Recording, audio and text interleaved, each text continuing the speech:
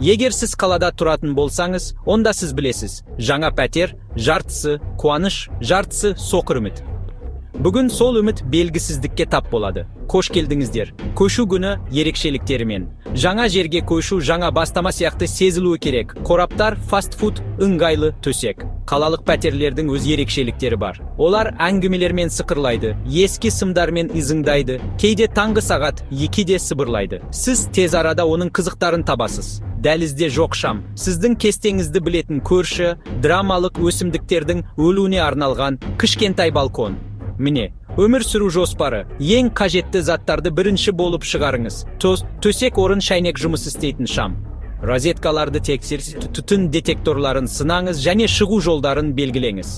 Қораптарды кәсіпқой сияқты белгілеңіз. Өйткені ас үй деп жазылған қорапта ешқашан тек қасықтар болмайды. Өсек аяң тарамас бұрын көршілермен танысыңыз.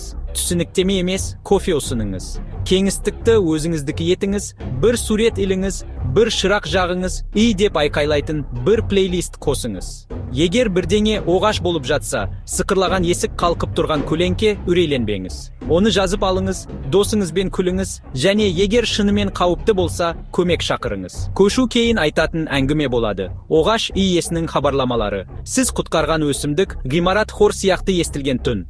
Заттарды шығарыңыз, оны иемденіңіз және есте сақтаңыз. Әр қалалық пәтердің құпиялары бар. Сіздікі әлі сөйлесуін тоқтатқан жоқ.